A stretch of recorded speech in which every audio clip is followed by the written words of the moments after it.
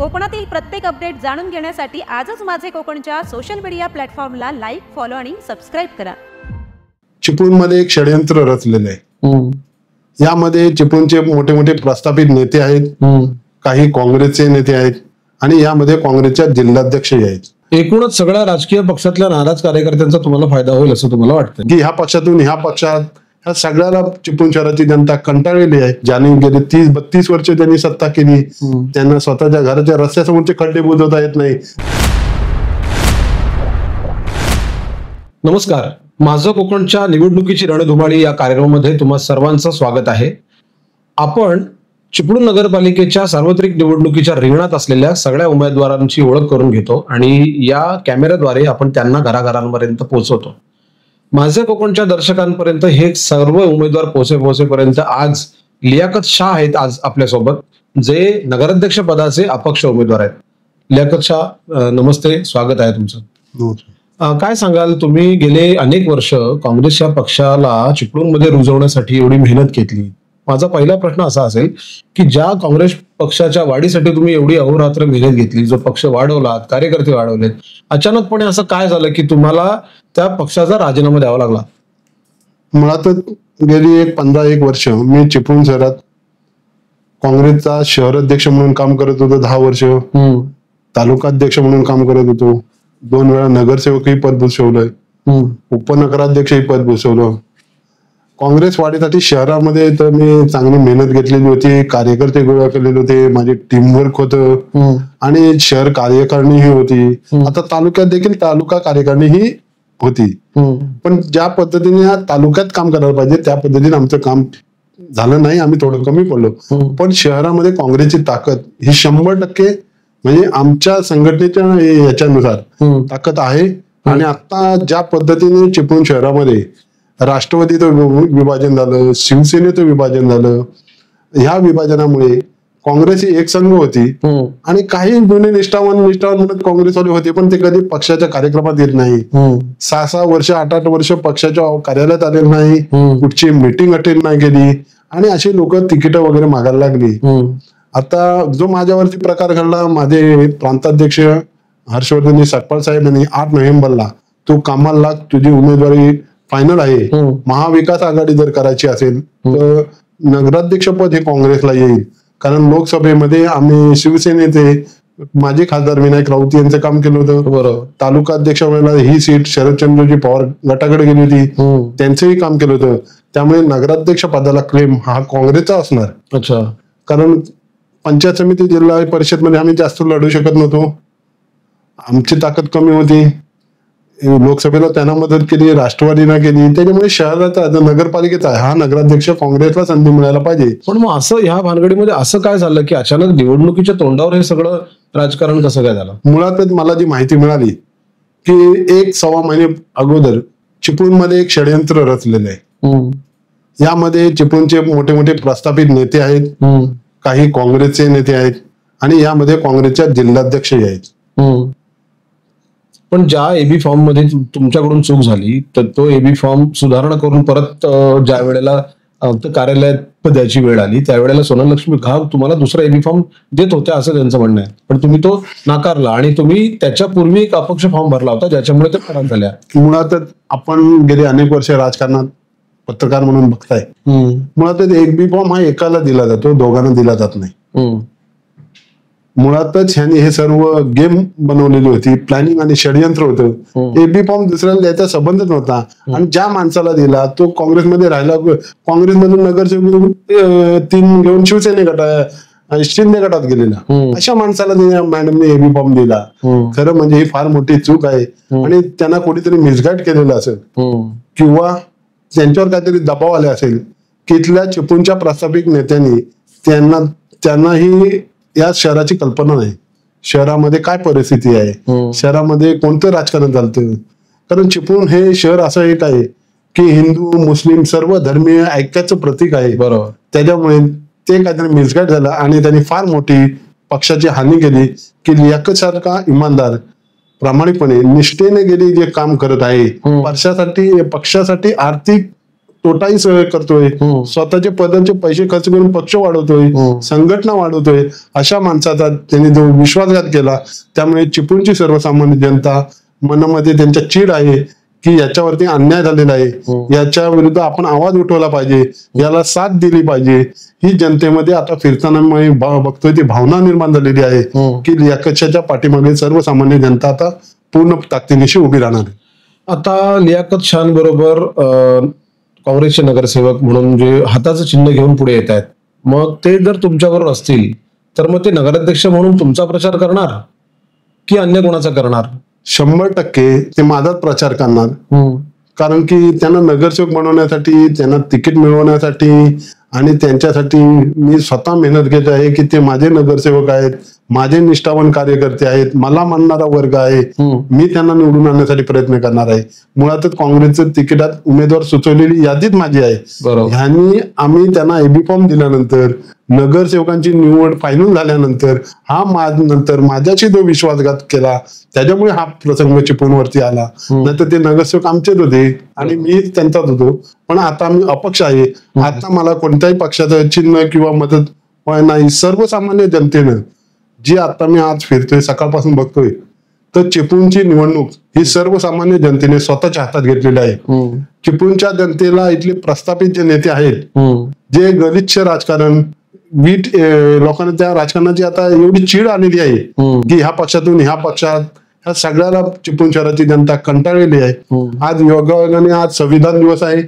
संविधान दिनानिमित्त आज मला जे चिन्ह मिळालं कॅम्प्युटर संगणक, हेही फार चांगला योग आहे. संगणक कॅम्प्युटर म्हणजे काय? शिस्त, पारदर्शकता, स्वच्छता, एक प्रकारे भ्रष्टाचार विरोधी. ही जी नशिबान आणि चिपळूणच्या जनतेला सुद्धा खूप याचा अभिमान वाटेल की असं चिन्ह मिळालंय की यापुढे चिपळूण नगरपालिकेचा, नगराध्यक्षाचा आणि नगरपालिकेचा कारभार या कॅम्प्युटर प्रमाणे शिस्त पाळून पारदर्शक स्वच्छ कारभार करतील, असे जनतेमध्ये आता विश्वास निर्माण होणार आहे. आणि हे चिन्ह मिळालंय हे मी सर्वांना चिपळूणच्या जनतेला विनंती करतो, आवाहन करतो की जास्तीत जास्त लोकांपर्यंत हे विचार, हे संदेश आपले पोचवावे. आणि येणाऱ्या 2 डिसेंबरला जे काय मतदान करणार आहेत त्या सर्वांनी भरघोस मताने मतदान करून मला चिपळूणमध्ये एक इतिहास घडवावा. चिपळूणच्या जनतेला इतिहास घडवण्याची संधी आलेली आहे की प्रस्थापित अनेक पक्षाचे मोठे नेते दिग्गज असताना एक सर्वसामान्य कार्यकर्त्याला आपण जर सर्वसामान्य जनतेने निवडून दिले तर चिपळूणात इतिहास घडणार आहे. आणि चिपळूणात 3 डिसेंबरला नक्कीच इतिहास घडेल याची मला खात्री आहे. आणि हे सर्व निवडणूक जनतेनं हातात घेतलेली आहे आणि 2 डिसेंबरला जनता स्वतः उत्स्फूर्तपणे बाहेर पडून मतदान करील.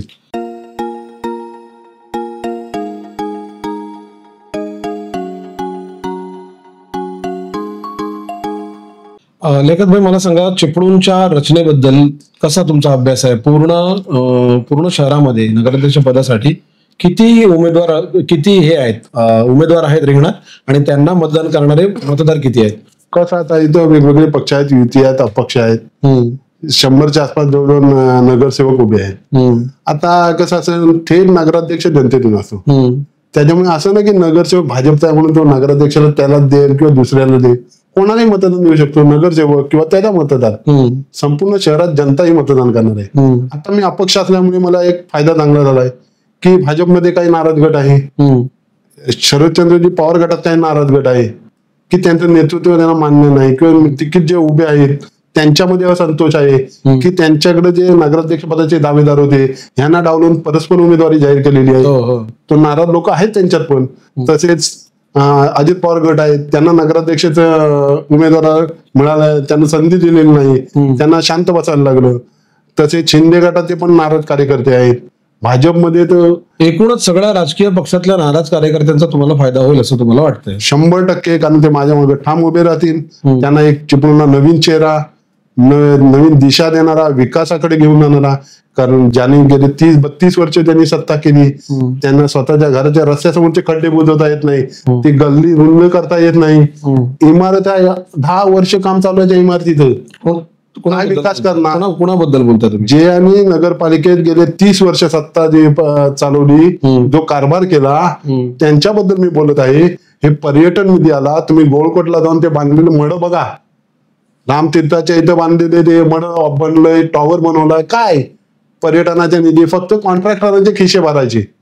काय केलेलं आहे एक तरी काम सांगावं. मी येणार आहे त्या मुद्द्याकडे. तुम्ही आता नागरिकांसमोर जाताना कोणकोणते मुद्दे घेऊन जाताय की पूर्वी केलेल्या सत्ताधारी पक्षातल्या लोकांनी केलेली कामं निकृष्ट होती हे सांगताय की मी चांगलं काहीतरी काम करून दाखवेन हे सांगताय? नाही, मुळातच मी प्रामाणिकपणे आणि स्वच्छपणे मी काय राजकारणी म्हणत नाही. मी सर्वसामान्य कार्यकर्ता आहे आणि सर्वसामान्य कुटुंबातून वरती आलेला आहे. मला तर ह्यांच्यासारखं राजकारण करणं काही जमत नाही. आपल्याला एक ध्येय आहे की पहिल्यापासून एक सामाजिक कार्य करावं, लोकांना मदत करावी, सहकार्य करावं, ही आपली नेहमी भावना असते.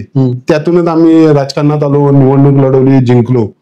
मुळातच सर्वसामान्य जनतेच्या काय अपेक्षा आहेत, त्यांना कोणत्या पद्धतीने मदत करता येईल, शहरासाठी आपल्याला काय करता येईल. मुळातच इंदिरा गांधी सांस्कृतिक केंद्राचा जो 1.5 कोटी वैशिष्ट्यपूर्ण अनुदानातून जो निधी होता त्याला विशेष बाब म्हणून मान्यता आणायची होती. इथं 2 दिग्गज होते चिपळूणात. भास्कर शेठ जाधव हे मंत्री होते आणि इथं सत्ता यांची होती. तो निधी मिळालेला पण ती फाईल सापडत नव्हती. ती फाईल मला शोधण्यात 14 वेळा मुंबईला जावं लागलं आणि त्याला विशेष बाब म्हणून पृथ्वीराज चव्हाण तत्कालीन मुख्यमंत्री यांच्याकडून मान्यता आणली. माझ्या म्हणजे जिद्द आहे, एखादं काम हाती घेतलं ते 100%. काय काय व्हायला पाहिजे शहरामध्ये असं वाटतं तुम्हाला? काय तुम्ही चित्र दाखवताय नागरिकांना, मतदारांना, कसं काय मी करू शकतो? मला खोटी आश्वासनं देणं आवडत नाही. जे मला मनापासून करायचंय ते मी चिपळूणची जे जनता आहे, जे सामाजिक कार्यकर्ते आहेत, काही संघटना आहेत की ज्यांना वाटतं की आपल्या शहराचा विकास व्हावा. तुम्हाला काय वाटतंय? तुम्हाला काय वाटतंय कशा प्रकारे चिपळूण शहर असायला पाहिजे? चिपळूणात शहरामध्ये रस्ता रुंदीकरण होणं गरजेचं आहे. चिंचनाका टू बहादूर शेख हा दुपदरी झाला पाहिजे. चिंचनाका टू पावरस हा पण दुपदरी झाला पाहिजे. बाजारपेठेचा रस्ता 2-2, 3-3 फुटांतरी मोठा करायला पाहिजे, जेणेकरून बाजारपेठेची आता गटार आहेत एवढी दुर्गंधी आहे, कोण सर्वसामान्य माणूस जाऊ शकत नाही. व्यापारी कंटाळलेत, कसे धंदा करतात, व्यापार करतात. ही परिस्थिती चिपळूणची गेल्या 30 वर्षात. ह्याच्या पुढे निवडून येऊन काय करणार आहेत? लाईट, पाणी, आरोग्य याच्याबद्दल मुळात चिपळूण शहरातील जे बाजारपेठ आहे याच्यामध्ये माझं असं म्हणजे विकास आणि विजन आहे की थोडेसे 2-2 फूट रस्ते रुंद करून, ज्यामध्ये पुण्यासारखे आपल्याकडे भुयारी गटार सक्सेस होऊ शकत नाही पण पॅकबंद गटारे आपण करू शकतो की एक हाईटला गटार येईल 3-4 फूट आणि वरती पॅकबंद म्हणजे सिमेंट कॉन्क्रीटचं येईल, कव्हर करायचे. अशा पद्धतीने गटार आपण करू शकतो ना. आता नळ पाणी योजनेचं काम आहे तेही करावं लागेल. त्यावेळेला रस्ता खोदकाम होणार आहे, त्याच्यात रस्त्याला पण चांगल्या पद्धतीचे आणि मुळात एक पाईपलाईन जी शहरातून जाते नळ पाणी योजना, त्याच्यासाठी काहीतरी चांगलं नियोजन किंवा चांगलं प्लॅन आखायला लागेल. कारण प्रत्येक वेळेला काय होतं, नळ कनेक्शनचं काय झालं, रस्ता फोडावा लागतो आणि मग तिथं बरंच खड्डे होतात. आणि तुम्ही जर बघितलं, आम्ही आणि बरकत असताना 2016ला आमच्या बॉडीतले जे रस्ते झाले हे जवळजवळ 5 वर्ष असे टिकले, एकही खड्डा पडला नाही. नंतर जे शहरात जे रस्ते झाले ते सगळे उकळले पण आणि खड्ड्याची अवस्था फार भयंकर आहे. मुळात तिथं व्यक्ती असा पाहिजे नगराध्यक्ष की काम हे प्रामाणिकपणाने झालं पाहिजे. पाणी योजनेबद्दल तुम्हाला काय वाटतंय? ग्रॅव्हिटीची पाणी योजनेचा किती फायदा होईल? आमदार शेखर निकम यांच्या प्रयत्नात ती सुरू होते, त्याचं श्रेय कोणाला द्याल? शेखर निकम यांना द्याल की माजी नगराध्यक्ष रमेशभाई कदम किंवा माजी नेते रमेशभाई कदम यांना द्याल? नाही, पाणी योजनेचं श्रेय त्यामध्ये आम्ही बॉडीत होतो. मीही 2-3 वेळा रमेशभाईंबरोबर तटकरे साहेबांकडे गेलो होतो. पाणी योजनेचं श्रेय सर्व जे काय आहेत म्हणजे ते बॉडी असेल, त्याच्यानंतरची आता सुरेखा खेराडे मॅडमची बॉडी असेल, आताचे आमदार शेखर निकम सर असेल, सगळ्यांना त्याचं योगदान आणि त्यांनी प्रयत्न केलेले आहे. याबाबत मी स्पष्ट भूमिका मांडतो की सर्वांचं त्यामध्ये योगदान आहे. चिपळूण शहराला पुराचा वेढा आहे. अनेक वर्ष आपण बघतोय, 2021ला तर महापूर आला, पण प्रत्येक वर्षी पुराच्या पाण्याची भीती असते. मग प्रशासन कुठेतरी नियोजन करतं, त्या पाण्याचा ताळमेळ लावला जातो, ओळखेवाडीतनं धरणाचं पाणी सोडलं जातं, त्याचा ताळमेळ प्रशासन लावतं म्हणून आपण वाचतो. पण ठोस उपाययोजना काय करायला पाहिजे असं वाटतंय? चिपळूणला जर पूरमुक्त करण्यासाठी आपणही त्या चिपळूण बचाव समितीमध्ये आहात, अनेक सदस्य आहेत तुमचे. खरोखर त्यांनी गेली 2-3 वर्ष चांगल्या पद्धतीने काम केलंय. चिपळूणमध्ये गाळ उपसा करून तो फक्त काही ठिकाणी असं झालंय की खालच्या जागे टाकलेत, तो व्यवस्थित उंच ठिकाणी की जिथं पाणी आता काय सगळीकडे गाळ भराव करून चालणार नाही, ते ठिकाण थोडं उंच असलं पाहिजे. कारण आपल्या चिपळूणमध्ये जवळजवळ 30-32 तळे होती, आज तळे सगळे भरलेले आहेत. पाणी रस्त्यावर काय येतं, कारण पाण्याची जी साठवण्याची जी क्षमता होती, जी तळी होती, ही सगळी नष्ट झाली. त्याच्यामुळे पाणी रस्त्यावरती लवकर येतं. आणि दुसरा मुळातच जो आपला पाणी जे सोडलं जातं आपल्याला कोळकेवाडी याच्यातून आपण विद्युत निर्मितीनंतर त्याच्याबद्दल काहीतरी नियोजन किंवा ते पाणी इतर जिल्ह्यांना तालुक्यांना कसं नेता येईल त्याचा एक रोडमॅप करावा लागेल. किंवा आपल्याला आता मुळातच महापूर कधी येतो 15 जुलै ते 30 जुलै हे आपण सावधानतेनं बाळगायला पाहिजे. त्यावेळेला काय होतं वरून उपाययोजना काय करायला हव्यात? ह्याला मूळ उपाययोजना आपल्यापेक्षा महाराष्ट्र सरकारच्या हातात आहे, राज्य सरकारच्या हातात आहे. त्यांनी कोयना डॅम जो डॅम्प आहे हा आपल्याला 31 जुलैपर्यंत किती ठेवायला पाहिजे याचं त्यांनी नियोजन करायला पाहिजे. म्हणजे एखाद्या वेळेला अचानक पाऊस पडला. आता मुळातच कोकणामध्ये गेल्या 100 वर्षात कधीही पाऊस कमी पडलेला नाही, कधीही दुष्काळ पडलेला नाही. आणि कोयनेमध्ये त्या भागात सातारा वगैरे भागात हमखास पाऊस पडतो. पाणी आपण जवळजवळ पाऊस आपल्याला सप्टेंबर ऑक्टोबर पर्यंत. चिपळूण नगरपालिकेच्या माध्यमातून काय उपाययोजना करू शकतो? चिपळूण नगरपालिकेच्या बाबतीत आम्ही शानवाशा वगैरे 2016ला एक संकल्पना आम्ही केली होती की बहादूर शेख ते गोलकोट पर्यंत रिटर्निंग वॉल झाली पाहिजे. त्याचबरोबर जे शहराचं जे ड्रेनेज आहे हे ड्रेनेज ही त्या याच्यात म्हणजे चांगला विचार आहे. मोठी निधी केंद्र आणि राज्य सरकारचा लागणार आहे. पण विचार चांगला आहे, संकल्पना चांगली आहे की ज्याच्यातून जे ड्रेनेज जातं जो कचरा जे पाणी होतं ते फिल्टर करून आपण नदीला सोडायला पाहिजे. स्वच्छ पाणी नद्या स्वच्छ ठेवल्या पाहिजे. अशा पद्धतीचा जो प्लॅन आहे आणि भविष्यात त्या निधी चिपळूणकरांसाठी मिळेल अशी मला आशा आहे. इथं जे काही मंत्री आहेत ते केंद्रात आपल्याला मदत केलं नाही तर चिपळूणचं केरळ व्हायला वेळ लागला नाही आणि आपल्याकडे एवढी पाणी स्वच्छ पाणी आहे त्याचा अनेकांना फायदा होईल. गेल्या काही महिन्यांमध्ये भटक्या कुत्र्यांची समस्या वाढलेली आहे. अनेक नागरिकांनी तुम्हाला देखील येऊन भेटलेले आहेत. काय उपाययोजना करावीशी वाटते? मुळातच आता सरकार आणि कायद्याचे वेगवेगळे नियम येत आहेत, वेगवेगळ्या हे येत आहेत. त्याचा बंदोबस्त हा करणं खरं म्हणजे नगरपालिकेने करायला पाहिजे की भटक्या कुत्र्यांची आवड आणि संख्या कशी कमी करायची आणि जे काय आहेत त्रासदायक आहेत त्यांना कसं एक ठिकाणी करता येईल. खरं म्हणजे नगरपालिकेनं ज्या पद्धतीने आम्ही होतो त्या पद्धतीने आम्ही जे करायचो तर पण ही समस्या फार गंभीर आहे.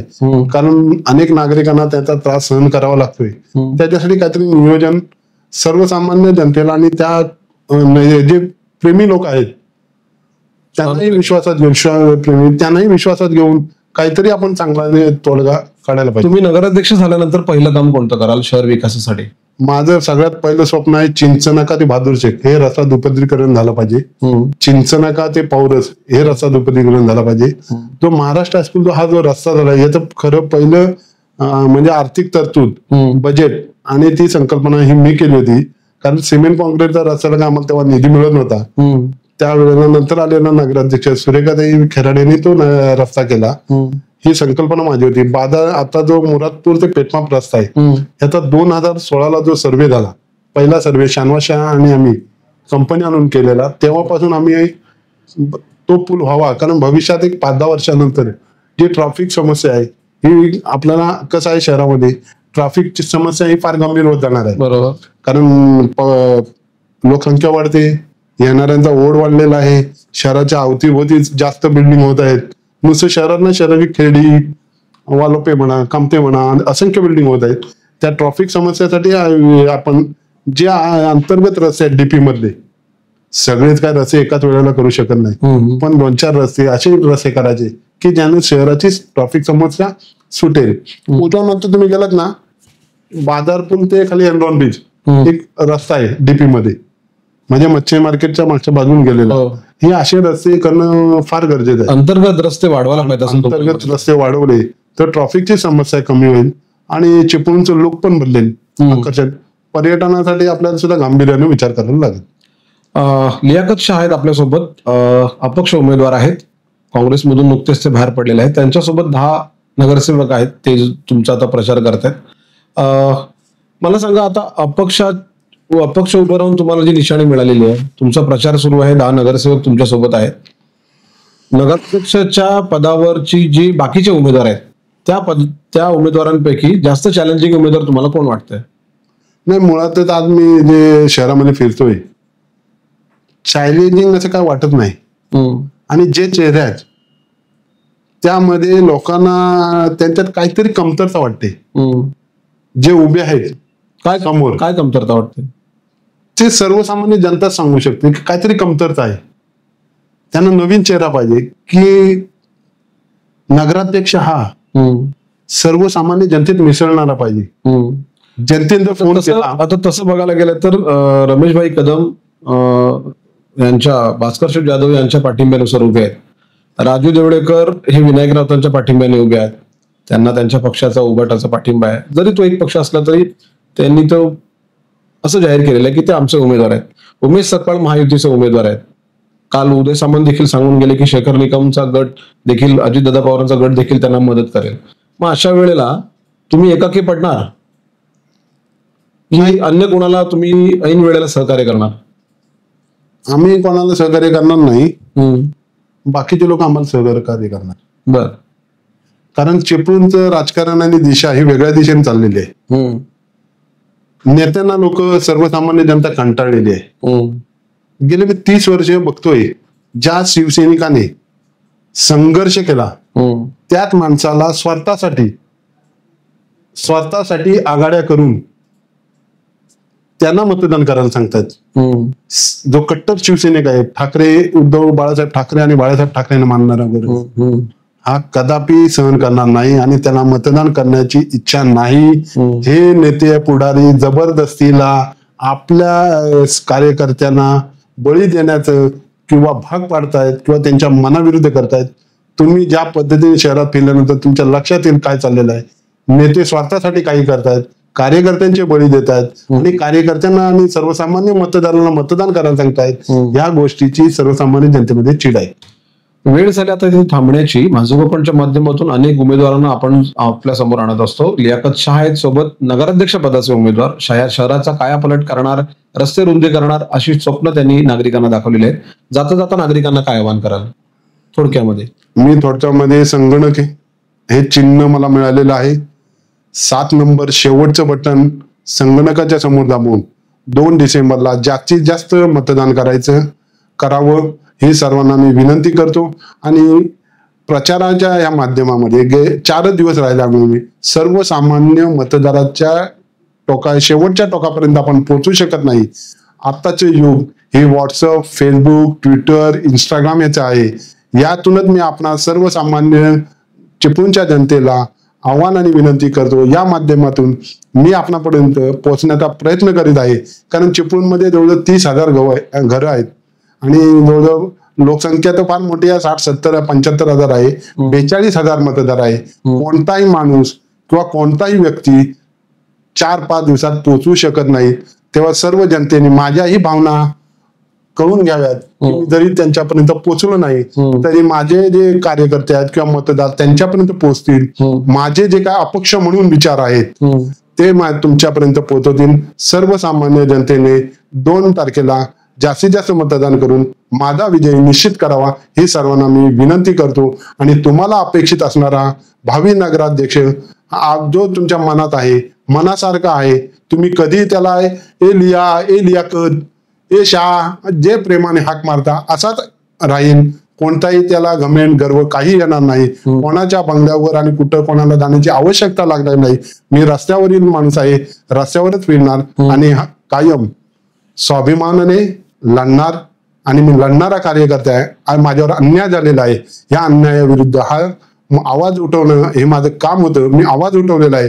फक्त सर्वसामान्य जनतेची मला साथ पाहिजे. ही येत्या 2 डिसेंबरला मतदानातून दिसून येईल. आणि मी सर्व मतदारांना पुन्हा एकदा आवाहन करतो की जास्तीत जास्त मतदान करून माझा विजय निश्चित करावा.